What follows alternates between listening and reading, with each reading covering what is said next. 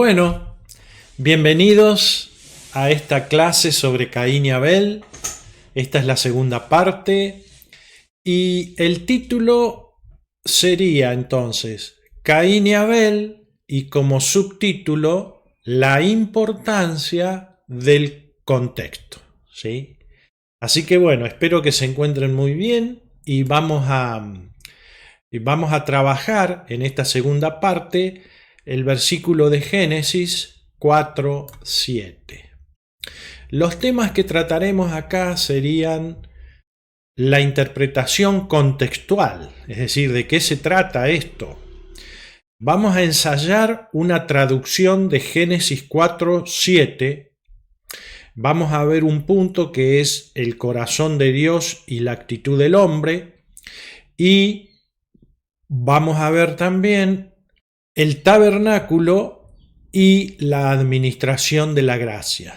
Finalmente, como hacemos siempre, vamos a obtener o dar las conclusiones finales del estudio.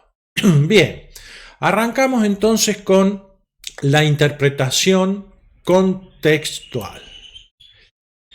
En esta segunda parte de la enseñanza sobre Caín y Abel, y luego de leer Génesis 4:7, buscaremos una interpretación en el contexto. Así que bueno, Génesis 4:7 lo leemos nuevamente y dice: Si bien hiciereis, no serás enaltecido, y si no hiciereis bien, el pecado está a la puerta, con todo esto a ti será su deseo, y tú te enseñorearás de él. El punto es, ¿cómo se interpreta esto? Porque la clave está en cómo entendemos este versículo en la historia que venimos leyendo.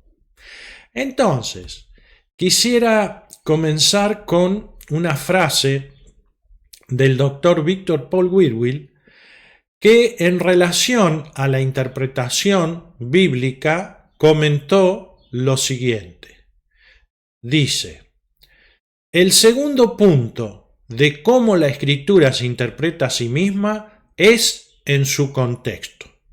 El contexto es aquello que forma la historia completa, la idea circundante. Por otra parte, quiero hacer una referencia de la Sociedad Bíblica Iberoamericana, de lo que ellos comentan acerca de la interpretación contextual, y dicen lo siguiente: la interpretación contextual se hace en el versículo, y eso significa dentro del versículo en donde se encuentra la palabra o frase que queremos interpretar.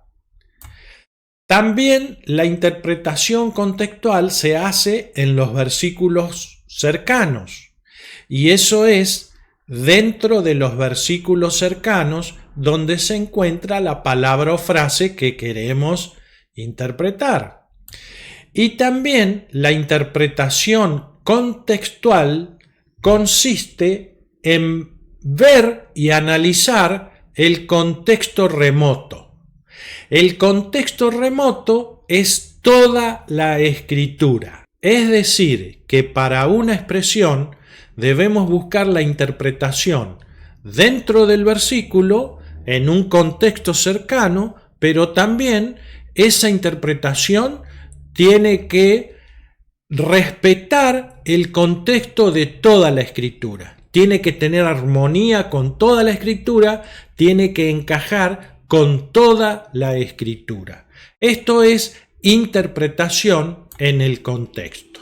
Por ejemplo, Mateo 4:3, cuando Jesucristo es tentado, dice: y vino a él, a Jesucristo, el tentador, y le dijo: si eres hijo de Dios, di que estas piedras se conviertan en pan. Esa es la frase que le tiran a Jesucristo, ¿no? Y la pregunta es, ¿a dónde fue Jesucristo a buscar el contexto ¿dónde estaba esta frase para poder dar una respuesta? ¿A dónde fue Jesucristo? A Deuteronomio 8:3. Porque en Deuteronomio 8:3 dice, no solo de pan vivirá el hombre, mas de todo lo que sale de la boca de Jehová vivirá el hombre. Así que acá lo vemos a Jesucristo con un dominio absoluto de las Escrituras, y en un caso particular él refiere al contexto de toda la palabra de Dios para poder dar una respuesta. Así que el contexto es toda la palabra de Dios. Génesis 4:7 nuevamente dice, si bien hiciereis, no serás enaltecido, y si no hiciereis bien, el pecado está a la puerta. Con todo esto, a ti será su deseo, y tú te enseñorearás de él. La palabra enseñorearás es la palabra hebrea mashal, que quiere decir también gobernar o dominar.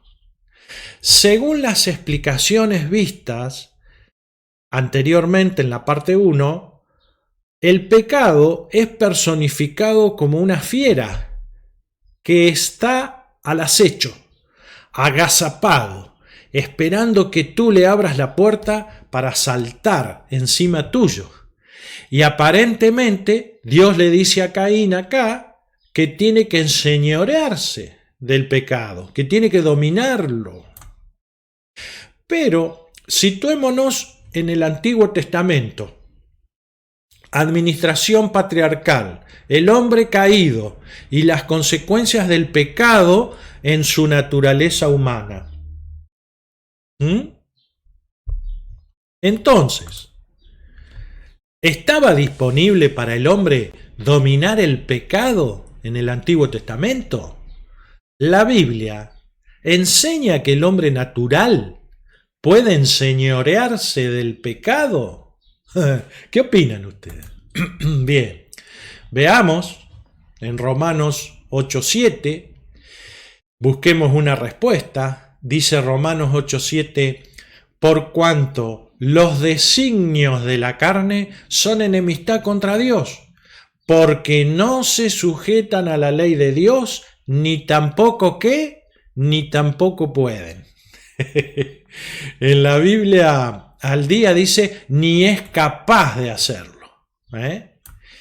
Romanos 7:14 dice Pablo, hablando acá, ¿no?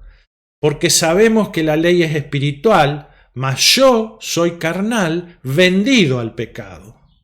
En la traducción BTX de la Biblia contextual dice, porque sabemos que la ley es espiritual, pero yo, habiendo sido vendido a la esclavitud del pecado, soy carnal. Bain, en la usanza metafórica B de esta palabra, dice esto de vendido al pecado, dice, tan totalmente bajo el dominio del pecado como lo está el esclavo bajo su dueño. Vendido al pecado es tan totalmente bajo el dominio del pecado como lo está el esclavo bajo su dueño. Entonces, hay un dilema. Acá en Génesis 4:7 hay un dilema. Y bueno, el hombre natural está bajo el dominio del pecado. Por lo tanto, Caín y Abel también estaban bajo el dominio del pecado. Entonces, notemos que no estamos hablando de cambiar un pensamiento positivo por un pensamiento negativo, por un pensamiento positivo. Estamos hablando de dominar. Dios está hablando en Génesis 4:7 de dominar el pecado. Y la pregunta es, ¿Dios le está pidiendo a Caín que domine el pecado, sabiendo de antemano que el hombre no puede hacer eso? Sencillamente, el hombre natural no puede con dicha tarea, no puede dominar o enseñorearse del pecado. Y esto presenta una dificultad no menor en la interpretación del texto que debemos salvar. ¿Y cómo podemos salvar esto? Bueno, entendiendo el contexto,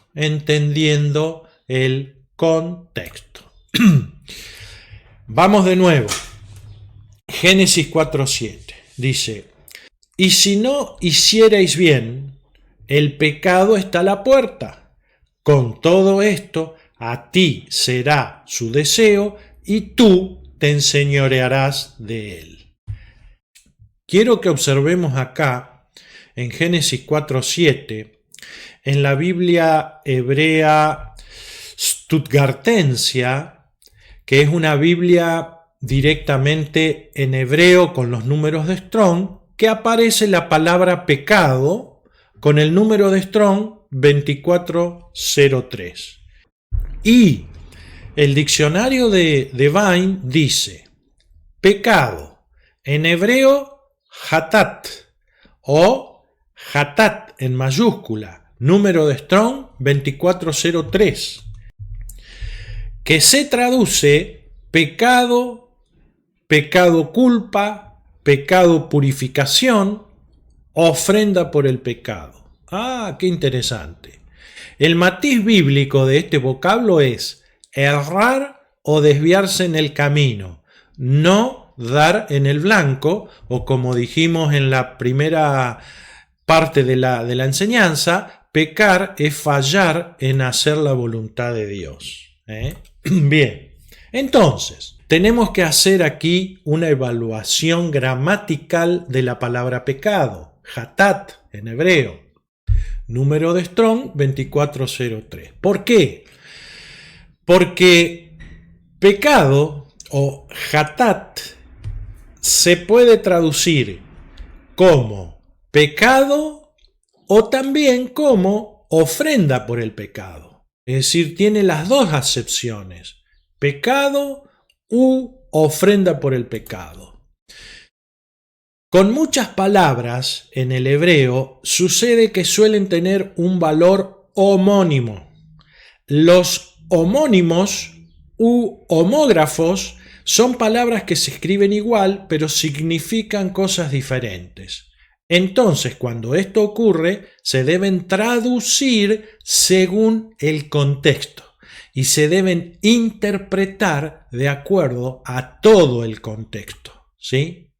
Veamos en Números capítulo 5, versículo 6, lo que dice. Dice: di a los hijos de Israel: el hombre o la mujer que cometiere alguno de todos los pecados, y ahí está la palabra hatat, con los que los hombres prevarican contra Jehová y delinquen.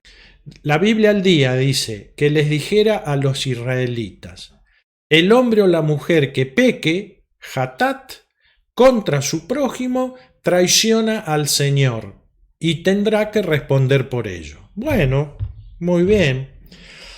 Aquí se traduce hatat como pecado y está correcto. Ahora, miremos otros ejemplos comparando con la numeración de Strong y notemos cómo se traduce esta palabra hebrea hatat. Por ejemplo, Éxodo.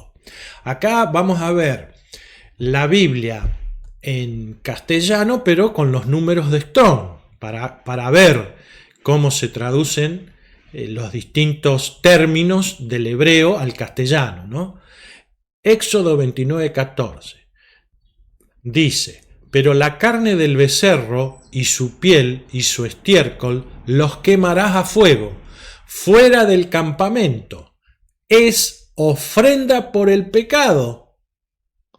Número de Strong 2403, hatat. O sea, toda esa expresión, ofrenda por el pecado, corresponde a la palabra hebrea hatat.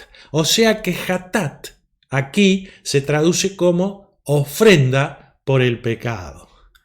¿Se entiende, no? Bueno, Éxodo, vamos a ver otros más. Éxodo 30:10 Dice, y sobre sus cuernos hará Aarón expiación una vez en el año con la sangre del sacrificio por el pecado, Hatat, número de Strong 2403. Es decir, en este caso la expresión sacrificio por el pecado se corresponde a la palabra hebrea Hatat. Es decir, que Hatat se traduce acá como sacrificio por el pecado. O sea que vimos Hatat traducida como ofrenda por el pecado. Y acá vemos Hatat traducida como sacrificio por el pecado. ¿Sí? Bien, sigamos. En Levítico 5:6 es muy interesante este versículo porque están las dos posibilidades de traducción. Dice, y para su expiación traerá a Jehová por su pecado. Y la palabra pecado ahí corresponde al número de Strong 2403, Hatat. Y después seguimos leyendo y dice, una hembra de los rebaños, una cordera o una cabra como ofrenda de expiación. Y ahí esa frase ofrenda de expiación se corresponde a la palabra hebrea Hatat, número de Strong 2403, traducida como ofrenda de expiación. O sea, en este versículo se ve la dualidad o las dos posibilidades de traducción de una misma palabra en el hebreo Hatat.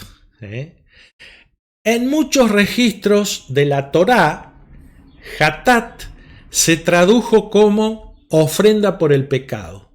Y la ofrenda por el pecado solo puede ser aceptada en función de la sangre derramada del animal y siempre está ligada al pecado personal del oferente. Así que en Génesis 4:7 tenemos que analizar cuando dice, y si no hicieres bien, el pecado está a la puerta. Es decir, acá la palabra Hatat se traduce por pecado. Ahora, ya vimos que el término hebreo Hatat también nos da la idea de sacrificio por el pecado, un sacrificio expiatorio o una ofrenda por el pecado. Así que debemos preguntarnos, ¿de qué nos habla el contexto de Génesis 4:7? Vamos a ensayar entonces una traducción de Génesis 4:7, que es el versículo en cuestión. Por lo que hemos visto entonces, Génesis 4:7, tenemos la frase, el pecado está a la puerta y tú te enseñorearás de él.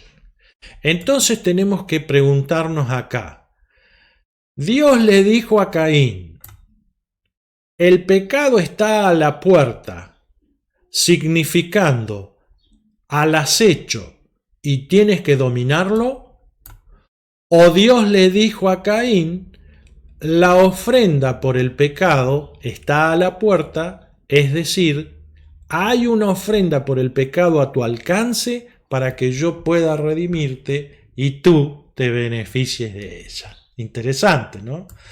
¿Me van siguiendo? Acá hay que decidir cuál es la interpretación. O el pecado está a la puerta, al acecho y tienes que dominarlo, o Dios le estaba diciendo, hay una ofrenda por el pecado a tu alcance para que yo, Caín, pueda redimirte y tú te beneficies de ella. ¿Cuál es la interpretación? Bueno, nos queda considerar también una frase que es la siguiente, es, con todo esto a ti será su deseo y tú te enseñorearás de él. Ahora, esta frase de la Reina Valera, con todo esto a ti será su deseo y tú te enseñorearás de él, podemos leerla como: si haces esto, tú, Caín, te vas a enseñorear de Abel, como primogénito que eres. ¡Apa! ¿Y por qué? Uno dice, bueno, ¿y por qué le voy a dar este sentido a esta expresión, no? ¿Por qué le voy a dar este sentido? Bueno, esta frase es la misma frase que Dios le dijo o le dice a la varona Eva. Y eso está en Génesis 3:16. Vean lo que dice. A la mujer dijo: multiplicaré en gran manera los dolores de tus preñeces. Con dolor darás a luz los hijos, y acá viene la frase, y tu deseo será para tu marido, y él se enseñoreará de ti. O sea, es la misma frase, el mismo sentido, que cuando Dios le dice a Caín: a ti será su deseo, y tú, Caín, te enseñorearás de él, de Abel, porque eres el primogénito. Pero ya lo vamos a ver más en detalle esto. Sigamos analizando. Es que en el caso de Caín, él tenía el derecho de primogenitura, y Dios le estaba explicando a Caín que él aún tenía una solución. Tenía a su alcance una ofrenda por el pecado. Y quiero que veamos acá una traducción de la Biblia textual en su 4ª edición, que salió en el año 2021. Y es una de estas versiones que se basan en la restauración del texto original. Y fíjense cómo lee.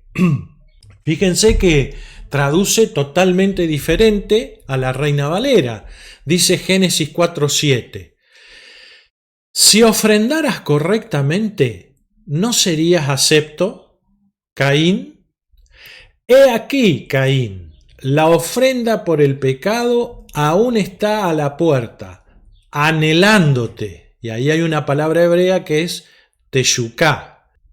Entonces, he aquí, la ofrenda por el pecado aún está a la puerta anhelándote, y tú puedes beneficiarte de ella. Esa es la traducción de Génesis 4:7.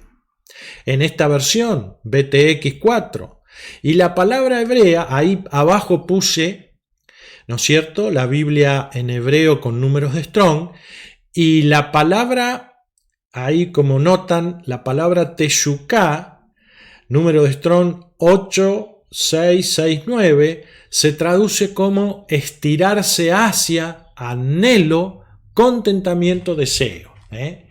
Así que en Génesis 4:7 es imposible que Dios le dijera a Caín que él podía dominar el pecado. El pecado no lo puede dominar nadie. El único que sí lo hizo en la cruz fue Jesucristo, pero tuvo que derramar su sangre. Ningún hombre puede dominar el pecado. La única liberación es el nuevo nacimiento. En Génesis 4:7, Dios le está mostrando a Caín la manera correcta para arreglar todo lo que acaba de pasar o todo lo que estaba pasando. Y además, de esta forma, habría también una reconciliación entre los hermanos Caín y Abel. De todo lo expuesto, podemos señalar los siguientes puntos, como una referencia a Génesis 4, 5 al 7. Y dice: y esto que sucedió con las ofrendas y la bendición de Dios sobre Abel y todo esto airó a Caín mucho, y cayeron sus faces. Y dijo Dios a Caín: ¿por qué te airas? ¿Y por qué caen tus faces? ¿Acaso, si haces bien trayendo un cordero como ofrenda y lo ofreces con fe, sin avaricia, no serás enaltecido, Caín? Y si no has hecho bien, aún tienes la oportunidad de reconciliarte con tu hermano Abel, y traer la ofrenda por el pecado que está yaciendo a la puerta, a tu alcance, para que yo, Dios, pueda redimirte. Haciendo esto a ti o hacia ti será su deseo, el deseo de Abel. Abel se someterá a ti como primogénito que eres y tú dominarás en él, es decir, tendrás más privilegios que él. Es decir, el deseo de Abel iba a ser someterse a Caín. Cuando Caín hubiera hecho la ofrenda correcta, Dios la hubiera aceptado y Abel se tenía que someter a Caín porque Caín era el primogénito. Ese es el sentido que también tiene la Escritura. Es decir, esta es la idea que nos deja el texto si entendemos la palabra hatat como ofrenda o sacrificio por el pecado. Se va entendiendo, pero vamos a seguir trabajando con esto. Génesis 4:7 en su contexto. Hatat, en el hebreo, ¿se puede traducir como pecado? Sí, pero depende del contexto. Y en este caso, traducirla como pecado genera una multiplicidad de controversias que ya hemos citado, además de no guardar armonía con todo el contexto de la Biblia. Por lo tanto, esta nueva manera de entender el texto o esta otra forma de entender el texto nos aclara mucho más lo que pasó y lo que Dios está queriendo que Caín haga después de haber fallado al traer su ofrenda, es decir, después de haber errado en el camino. Bien. Bueno, vamos a continuar entonces con este punto en donde veremos el corazón de Dios y la actitud del hombre. Nehemías, vamos a leer en Nehemías 1:9 de la palabra de Dios para todos, y fíjense cómo lee, dice: pero si regresan a mí, dice Dios, y están dispuestos a obedecerme, es decir, a hacer la ofrenda como yo se las pido, entonces los reuniré de nuevo. No importa si se encuentran hasta en las tierras más lejanas, y los traeré al lugar que he elegido para que se me adore. Ahí está, para que me traigan las ofrendas como yo se las pido. ¿Se dan cuenta? Pero Dios, ¿qué dice? Si están dispuestos a obedecerme, yo les voy a dar nuevamente otra oportunidad. Y la misericordia de Dios se renueva día a día, dice la palabra. Se renueva cada día. Entonces Dios siempre ofrece al hombre una nueva oportunidad. Ahora, hay otra pregunta más para hacernos. ¿Cómo Caín, siendo agricultor, puede traer la ofrenda correcta? Dios le pide un cordero para expiación, para que él pueda fijarse en Caín, redimirlo, prosperarlo y enaltecerlo, ¿verdad? Está claro, entonces, que Caín debe ir a hablar o negociar con su hermano Abel por un cordero. Esto implica, para Caín, humillarse frente a su hermano, dado que necesita su ayuda. Miren qué interesante.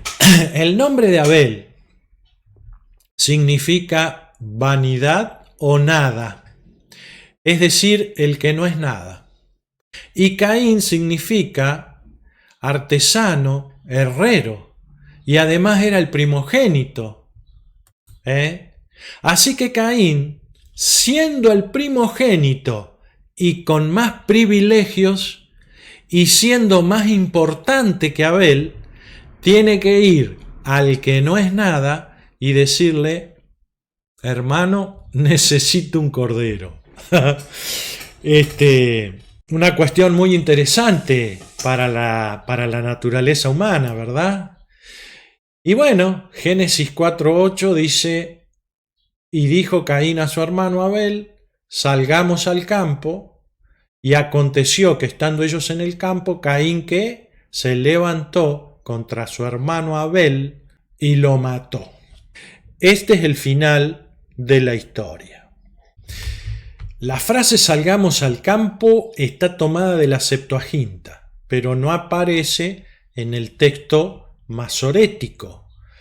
Y aquí nos quedamos con la incógnita de cuál fue la charla de Caín con su hermano.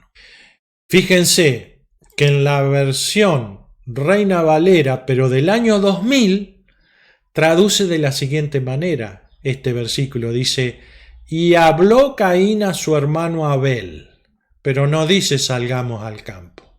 Dice que hablaron. ¿Qué le dijo Caín a Abel? No se sabe. Habló Caín a su hermano Abel y aconteció que estando ellos en el campo, Caín se levantó contra su hermano Abel y le mató. Bien. Finalmente, quiero presentarles un comentario a la Vulgata Latina de Génesis 4:7, hecho por Diego Pérez Gondar, en un estudio exegético de Génesis 4 del 1 al 16, presentado ante la Universidad de Navarra. Esta es una de las tesis doctorales que yo he leído para buscar información de Génesis 4:7. Y fíjense lo que comenta Diego. Dice: se podría entender que lo que Dios le dice a Caín es que si hiciera el bien, habría acogida, aceptación. Es decir, él mismo, Caín, sería acogido y aceptado por Dios. En este sentido, podríamos entender que Dios le sigue dando oportunidades a Caín y que aún hasta Génesis 4:7 no estaba todo perdido. Qué interesante, ¿eh? Qué interesante. Pero Caín, como vimos, no optó por la solución que Dios le estaba dando y finalmente mató a su hermano. Bien, ¿qué nos muestran las Escrituras? Entonces, el corazón de Dios es siempre buscar una solución para que el hombre vuelva a estar en comunión y en buenos términos con el Creador. El corazón de Dios es siempre bendecir, redimir y prosperar al hombre, pero el hombre, en su actitud y decisión, tomará el camino que al hombre le parezca. Ahora, como en antaño, Dios sigue anhelando adoración y nosotros debemos presentar nuestras ofrendas delante de Él. Como leemos en Mateo 4:10, que dice Jesucristo: escrito está, al Señor tu Dios adorarás y a Él solo servirás. O Juan 4:24, que dice: Dios es espíritu y los que le adoran en espíritu y en verdad es necesario que le adoren. Es decir, acá tenemos en Mateo 4 que Dios sigue anhelando adoración y en Juan 4 que Dios nos dice cómo tenemos que adorarlo. Es decir, transponiendo este versículo con Génesis, Dios nos está diciendo cómo hay que presentar una ofrenda delante de Él. ¿Cómo? En espíritu y en verdad es necesario que presentemos nuestra ofrenda. ¿Se va entendiendo? Bien. El tabernáculo y la administración de la gracia. Durante sus viajes por el desierto, Dios mandó al pueblo de Israel que construyera un tabernáculo a fin de que Dios pudiera morar en medio de ellos. Tabernáculo significa lugar de morada y era llamado así debido a la creencia de que Dios vivía dentro de sus recintos.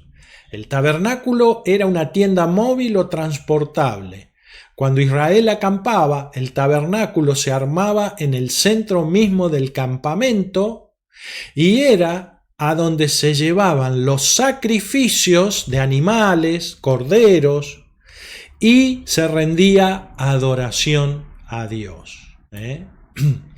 Hoy el tipo de ofrendas ha cambiado. Ya no hay tabernáculo ni templo, pero Dios sigue esperando adoración, como vimos, y ofrendas de tu parte, en espíritu y en verdad.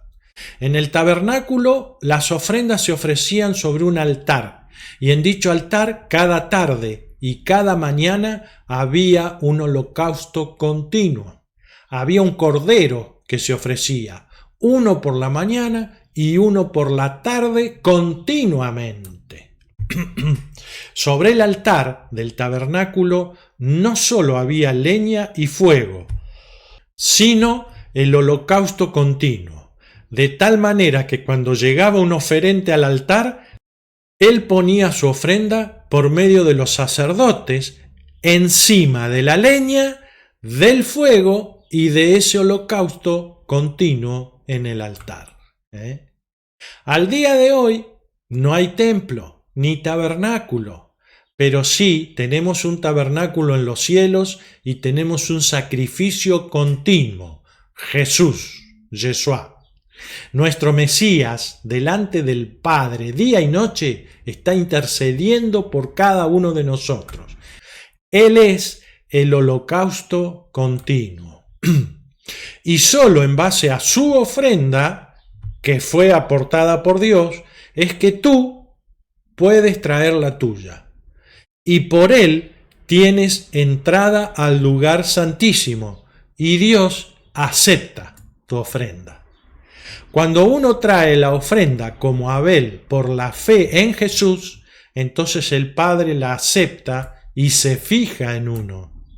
Pero si uno quiere traer su ofrenda sin cordero, Dios no se fija en esa ofrenda. Religión. Eso es religión. Y de la misma manera que Caín necesitaba un cordero, hoy también nosotros necesitamos al Cordero de Dios, es decir, necesitamos a Jesús. Hebreos 10, vamos a leer el 11, 12 y 14. Dice: y ciertamente todo sacerdote está día tras día ministrando y ofreciendo muchas veces los mismos sacrificios que nunca pueden quitar los pecados.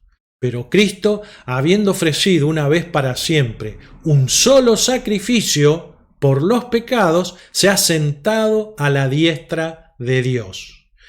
¿Por qué? Porque con una sola ofrenda hizo perfectos para siempre a los santificados. Y eso somos nosotros. Entonces, por la fe en Jesucristo, nosotros presentamos nuestra ofrenda a Dios. Lo hacemos con gozo, con alegría, con la actitud correcta, y somos aceptos en el amado por la gracia y el amor de Dios, como dice Efesios 1:6. Bueno, hemos llegado a las conclusiones, así que prepárense. Si han seguido el relato que hemos hecho desde la primera parte hasta acá, prepárense y vamos a las conclusiones. Génesis 4:7. En virtud del desarrollo que se ha presentado en este estudio, sería posible proponer la siguiente interpretación para Génesis 4:7. La primera de ellas, o la primera opción, sería leer Génesis 4:7 de la siguiente manera: si bien hiciereis, le dice Dios a Caín, no serás enaltecido, y si no hicieres bien, el pecado está a la puerta. Con todo esto, a ti será su deseo, y tú te enseñorearás de él. O la otra interpretación en su contexto, que lee de la siguiente manera: si ofrendaras correctamente, Caín, no serías acepto.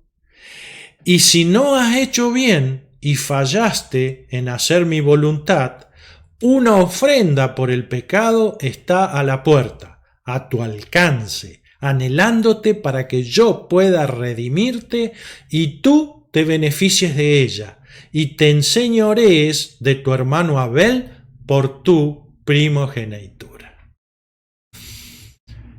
Muy interesante, muy claro y guarda relación con todo el contexto que venimos estudiando, leyendo, analizando, ¿verdad? Bueno, también para nosotros hoy, desde Génesis 4, resuenan aquellas palabras que Dios le dijo a Caín. Si bien hiciereis, no serás enaltecido, y ahí le ponemos nuestro nombre, ¿no? Carlos, Fabián, Marcela, Julia, Mabel, Alejandra, el nombre nuestro.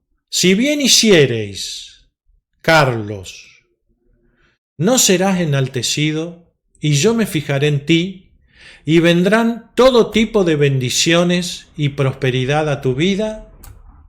Si bien hiciereis, involucra practicar la fe bíblica, como estudiamos en un estudio anterior.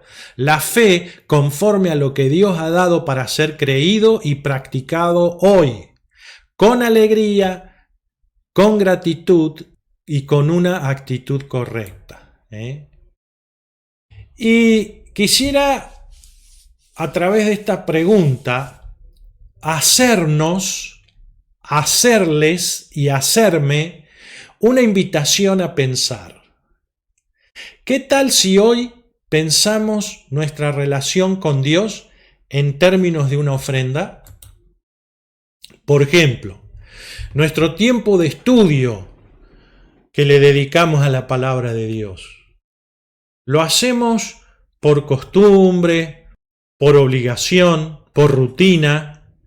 ¿O cuando nos sentamos a estudiar la palabra de Dios, tenemos la actitud de que ese tiempo es una ofrenda dedicada a Dios para que Dios nos enseñe, nos dé entendimiento, nos dé sabiduría? Cuando participamos en una reunión, podemos pensarlo también en términos de una ofrenda. ¿Cómo lo hacemos? ¿Cómo vamos a esa reunión? ¿Vamos con la carga del día, sobre última hora, apurados, cansados? Porque bueno, son las cosas que pasan en el día, pero ¿cuál es nuestra actitud al ir a esa reunión? ¿Simplemente vamos o lo vemos como una ofrenda para Dios, para ir a esa reunión, a esa enseñanza, y que Dios nos bendiga, nos enseñe, nos dé paz, nos renueve la energía, el ánimo? Nuestro tiempo privado de oración y de adoración, hablando en lenguas, ¿cuál es la actitud que tenemos? ¿Es una ofrenda a Dios? ¿Le ofrendamos a Dios nuestro tiempo hablándole en lenguas, hablando con Él? ¿O es una rutina, una cosa que se hizo una costumbre, una cotidianeidad de todos los días? Otro ejemplo, el acto de abrir la boca para hablar de otros. ¿Qué actitud tenemos al hablar de otro hijo de Dios o de otra persona? Tenemos la actitud de hablar de otro y pensamos, bueno, esto que voy a decir de otra persona va a ser una ofrenda que a Dios le va a agradar o no le va a agradar. Como habla Santiago de la lengua, ¿verdad? Que, bueno, ¿para qué vamos a aclarar? No aclare que oscurece, ¿no? Dice el dicho. Pero ¿por qué no pensar en todas las cosas que hacemos para Dios, en hacerlas como una ofrenda que sea con la actitud correcta, con el corazón correcto, y una ofrenda que sea aceptada para Dios? Esta enseñanza se puede hacer como una ofrenda para Dios, que sea aceptada para Dios, o se puede hacer como una enseñanza académica, como una investigación, un producto intelectual solamente. Es muy interesante, creo, pensar estas cosas. Y bueno, luego de este trago amargo, por así decir, el punto es, lo poco o lo mucho que cada uno haga, ¿qué tal si lo pensamos como una ofrenda que le agrade a Dios? ¿Qué tal, hecha con fe, con la actitud correcta y con la alegría de hacerlo para Dios? En los asuntos de Dios, tal vez lo más importante no es lo poco o lo mucho que uno hace. Tal vez Dios no está interesado en grupos u organizaciones. Tal vez lo más importante no se trate de liderazgos, de cantidades, ni de antecedentes académicos, tampoco de personalidades o de unciones, y mucho menos de apariencias. En Génesis 4 vemos que se trata de hacer ofrendas agradables a Dios con fe, con gratitud, con alegría y con la actitud correcta. Interesante para pensar estas cosas, ¿verdad? En estos tiempos. Porque si esto no es así, no importa los sonrientes que luzcamos, la cantidad de tiempo que dediquemos, a cuántas reuniones o grupos vayamos, las apariencias o credenciales que mostremos. Nuestras ofrendas no serán agradables a Dios y Dios no se fijará en nosotros en términos prácticos para nuestra vida. Y creo que si tuviéramos que expresar estas ideas mediante una ecuación, mediante una igualdad, podríamos decir lo siguiente: apariencias es igual a religión, bendiciones es igual a ofrendas agradables a Dios. Bueno, quisiera compartir entonces con ustedes para cerrar, para terminar esto, una traducción literal de acuerdo al uso de Génesis 4 del 1 al 8. Y dice así: conoció Adán a su mujer Jabat Eva, y concibió y dio a luz a Caín, y dijo: adquirí varón de parte de Elohim, Dios. Y volvió a dar a luz a su hermano Abel. Y Abel fue pastor de ovejas, y Caín fue labrador de la tierra. Y sus padres los instruyeron en la voluntad de Dios. Andando el tiempo, sucedió que Caín presentó como sacrificio a Adonai una porción del fruto del suelo, que ofreció en incredulidad y avaricia.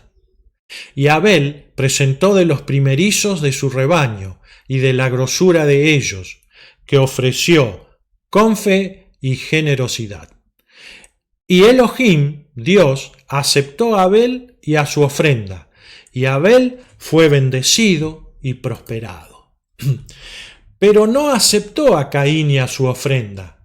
Caín no prosperó ni le fue bien en su actividad como agricultor. Y se enojó Caín en gran manera. Se irritó, se enardeció de gran cólera y puso mala cara, y decayó su semblante. Y dijo Adonai Elohim a Caín: ¿por qué te enoja esto? ¿Y por qué está abatido tu semblante? Si ofrendaras correctamente, Caín, ¿no serías acepto? Y si no has hecho bien y fallaste en hacer mi voluntad, una ofrenda por el pecado está a la puerta, a tu alcance, anhelándote, para que yo pueda redimirte. Y tú te beneficies de ella y te enseñorees de tu hermano Abel por tu primogenitura, porque te corresponde. Y habló Caín a su hermano Abel. Puntos suspensivos. Y aconteció que estando ellos en el campo, Caín se levantó contra su hermano Abel y le mató. Bien, esta sería una traducción de acuerdo al uso, una traducción expandida que encaja con todo el contexto de la Biblia y con todos los datos que hemos cotejado, que hemos estudiado, que hemos analizado. Aprendamos de Abel entonces.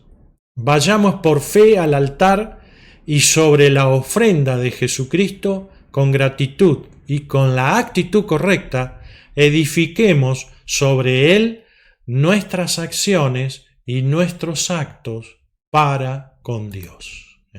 Así, nada podrá impedir que por la mirada de Dios sobre nosotros vengan las mejores bendiciones, prosperidad y la abundancia de Dios a nuestra vida.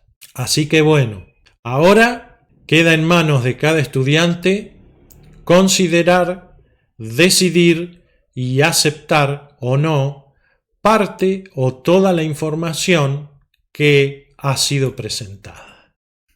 Dios los bendiga y espero que todo este estudio haya sumado un granito de arena a su entendimiento, a su fe y nos vemos en una próxima enseñanza.